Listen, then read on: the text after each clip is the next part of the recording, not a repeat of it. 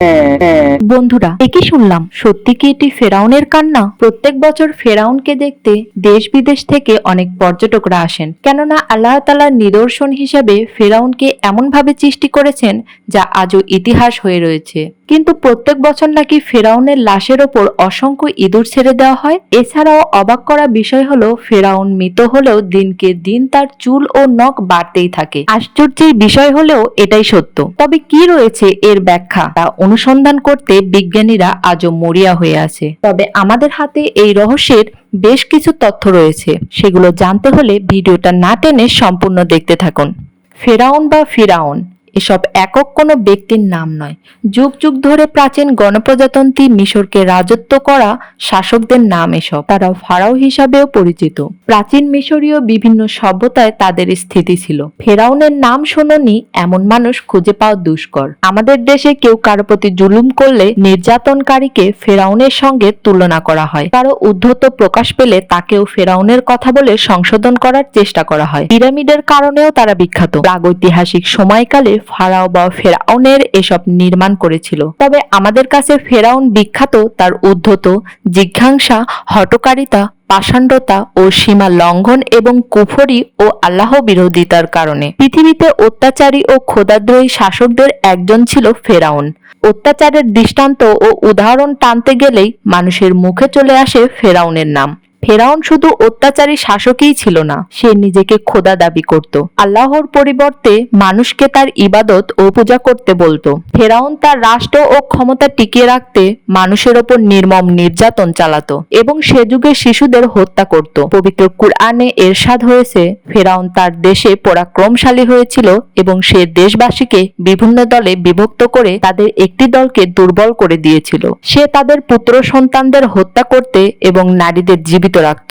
নিশ্চয় সে ছিল অনর্থ সৃষ্টিকারী। সূরা কাসাস আয়াত 4। পবিত্র কুরআনের 27টি সূরায় সর্বমোট 74 বার ফিরআউনের কথা উল্লেখ করা হয়েছে এবং খোদাদ্রোহী এই অত্যাচারীর করুণ পরিণতির কথা তুলে ধরা হয়েছে। ইতিহাসের বর্ণনা মতে ফেরাউন কোনো ব্যক্তির নাম নয়, এটি তৎকালীন মিশরের সম্রাটদের উপাধি। কিপ্তি বংশীয় এই সম্রাটরা কয়েক শতাব্দী ব্যাপী মিশর শাসন করেছেন। এ সময় মিশর সভ্যতা সমৃদ্ধির শীর্ষে পৌঁছে গিয়েছিল। লাশ মমি করা, পিরামিড তৈরি প্রভৃতি তাদের সময়কার বৈজ্ঞানিক উন্নতির প্রমাণ বহন করে। হযরত মুসা আলাইহিস সালামের সময় পরপর দুজন ফেরাউন ছিল। লুইস গোল্ডিং এর তথ্য অনুযায়ী জালিম ফেরাউনের নাম ছিল দ্বিতীয় রামাসিস, আর ডুবে মরা ফেরাউন ছিল তার পুত্র মানেপোতা বা মারনেপোতা। হযরত মুসা আলাইহিস সালামের যুগে মিশরের বাদশাহ ফেরাউন ভীষণ অত্যাচারী ছিল। তার উজির হিসাবে নিযুক্ত ছিল হামান নামক এক ব্যক্তি। এই হামান ফেরাউনকে দুনিয়ার বাদশাহ হবার স্বপ্ন দেখাতে লাগলো। প্রজারা যাতে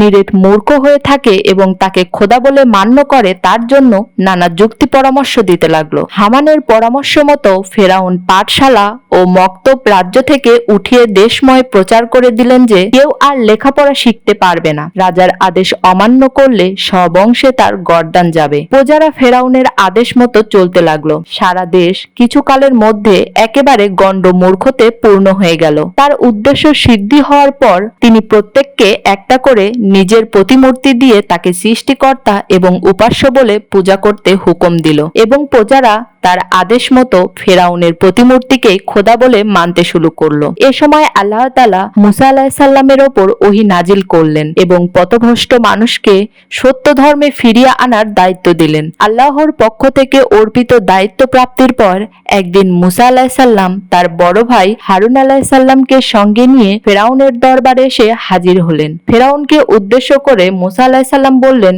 আপনি যে নিজেকে খোদা বলে প্রচার করছেন তা অত্যন্ত অন্যায়। সর্বশক্তিমান আল্লাহ ছাড়া আর কেউ মানবের উপাস্য নেই।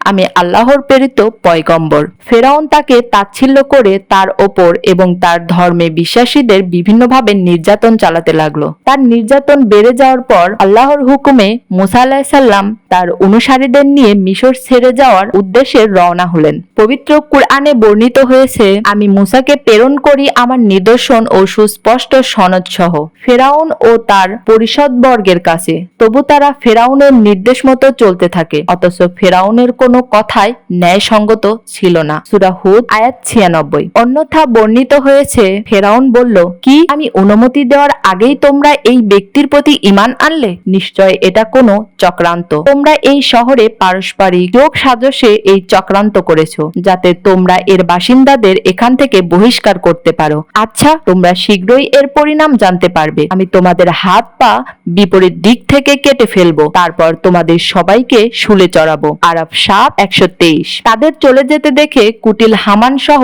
আরো উজিররা ফেরাউনকে কুপরামর্শ দিতে লাগলো। তাদের কুপরামর্শে ফেরাউন সৈন্য সামন্ত নিয়ে তাদের পিছনে ধাওয়া করলো। পবিত্র কুরআনে বর্ণিত হয়েছে, ফেরাউন সম্প্রদায়ের নেতৃবর্গ বলল, আপনি কি মুসা ও তার সম্প্রদায়কে মুক্ত ছেড়ে দিবেন, যাতে তারা পৃথিবীতে বিপর্যয় সৃষ্টি করতে পারে এবং আপনাকে ও আপনার উপাস্যদের বর্জন করতে পারে? সে বলল, আমরা তাদের পুত্রদের হত্যা করব এবং তাদের নারীদেরকে জীবিত রাখব, আর তাদের ওপর আমাদের পরিপূর্ণ ক্ষমতা আছে। আরাফ 7:127। মুসা আলাইহিসসালাম ও তার অনুসারীরা ততক্ষণে লোহিত সাগরের তীরে এসে পৌঁছে গেছেন। এমন সময় তারা পেছন তাকিয়ে দেখতে পেলেন ফেরাউনের অগণিত সৈন্য তাদের ধরার জন্য এগিয়ে আসছে। তাদের পেছনে এই বিপদ, সামনে প্রকাণ্ড লোহিত সাগর। তারা কিংবদন্তি বিমূঢ় হয়ে ভয়ে কাঁপতে লাগলেন। এমন সময় মহান আল্লাহ তাআলা মুসা আলাইহিসসালামকে আদেশ করলেন, মুসা, তোমার লাঠি দিয়ে সমুদ্রের ওপর আঘাত করো। মুসা আলাইহিসসালাম মহান আল্লাহর নির্দেশ মতো তাই করলেন। বিশাল সাগর দুই ভাগে ভাগ হয়ে দেয়ালের মতো দুই পাশে দাঁড়িয়ে রইল। সেই পথ দিয়ে মুসা আলাইহিসসালাম ও তার অনুসারীরা নিরাপদে ওপারে চলে গেলেন। তখনও সাগরে সেই রাস্তা সেভাবেই রয়ে গেল। ফেরাউন তার লোকজন এবং সৈন্য সামন্ত সহ ওপারে এসে থামলো। সে দেখলো সাগরের মাঝে একটি আশ্চর্য রাস্তা তৈরি হয়েছে। সে মুসা আলাইহিসসালাম ও তার লোকজনদের ওপারে পার হতে দেখলো। সে মুসা আলাইহিসসালাম ও তার অনুসারীদের আক্রমণ করতে তার বাহিনী নিয়ে লোহিত সাগরে সেই রাস্তায় নেমে পড়ল। যখন ফেরাউনের বাহিনী সাগরের মাঝামাঝি এসে পৌঁছালো, এমন সময় মহান আল্লাহ মুসা আলাইহিসসালামকে বললেন, তাড়াতাড়ি সাগরের ওপরে তোমার লাঠি দিয়ে আবার আঘাত করো। মহান আল্লাহর হুকুম মতো মুসা আলাইহিসসালাম সাগরের পানিতে আঘাত করলেন। অমনি দুই দিক থেকে পানির খাড়া উঁচু স্রোত ফেরাউন ও তার সৈন্যদের ওপর পড়ে তাদের ভাসিয়ে নিয়ে গেল। ধ্বংস হয়ে গেল ফেরাউন ও তার বাহিনী। পবিত্র কুরআনে আল্লাহ তাআলা বলেন, ফেরাউন ও তার বাহিনী জমিনে অন্যায় অহমিকা প্রদর্শন করেছিল। তারা মনে করেছিল তাদেরকে আমার কাছে ফিরে আসতে হবে না, সুতরাং আমি তাকে ও তার সৈন্যদেরকে পাকড়াও করলাম এবং সাগরে নিক্ষেপ করলাম। এবার দেখো জালিমদের পরিণতি কি হয়ে থাকে। সূরা কাসাস 28:39। অন্যথায় বর্ণিত হয়েছে, আমি বনি ইসরাইলকে সাগর পার করিয়ে দিলাম। তখন ফেরাউন ও তার বাহিনী জুলুম ও সীমা লঙ্ঘনের উদ্দেশ্যে তাদের পশ্চাদবন করলো। পরিশেষে যখন সে ডুবে মরার সম্মুখীন হলো, তখন বলতে লাগলো, আমি স্বীকার করলাম বনি ইসরাইল যেই আল্লাহর প্রতি ঈমান এনেছে তিনি ছাড়া কোনো ইলাহ নেই এবং আমিও অনুগতদের অন্তর্ভুক্ত। অথচ এর আগে তো তুমি অবাধ্যতা করেছো এবং তুমি অশান্তি সৃষ্টিকারীদের অন্তর্ভুক্ত ছিলে। সুতরাং আজ আমি তোমার দেহটি রক্ষা করব, যাতে তুমি তোমার পরবর্তীকালের মানুষের জন্য নিদর্শন হয়ে থাকো। আমার নিদর্শন সম্পর্কে বহু লোক গাফেল হয়ে আছে। ইউনুস 10:90। ফেরাউনের মৃত্যুর বহু বছর পর 1907 সালে তার লাশ আবিষ্কৃত হয়। সিনাই উপদ্বীপের পশ্চিম তীরে জাবালে ফেরাউন নামে একটি ছোট পাহাড় আছে। সেখানেই ফেরাউনের লাশ সর্বপ্রথম পাওয়া যায় বলে জনশ্রুতি আছে। এনসাইক্লোপিডিয়া অব ব্রিটানিকার নিবন্ধনে বলা হয়েছে, থেবস নামক স্থানের সমাধি মন্দিরে 1896 সালে একটি স্তম্ভ আবিষ্কৃত হয়। তার লাশ মমি করে মিশরের রাজধানী কায়রোতে নীল নদের অদূরে রয়্যাল মিউজিয়ামে সংরক্ষণ করে রাখা হয়েছে। প্রিয় দর্শক, আশা করি আজকের ভিডিও আপনাদের ভালো লেগেছে। ভালো লাগলে আমাদের লাইক করবেন, কমেন্ট করবেন, আর এরকম নতুন নতুন আরো ভিডিও পেতে আমাদের চ্যানেলটাকে সাবস্ক্রাইব করবেন। দেখা হবে আবার নতুন কোনো ভিডিওতে। সে পর্যন্ত সবাই ভালো থাকুন, সুস্থ থাকুন। আসসালামু আলাইকুম।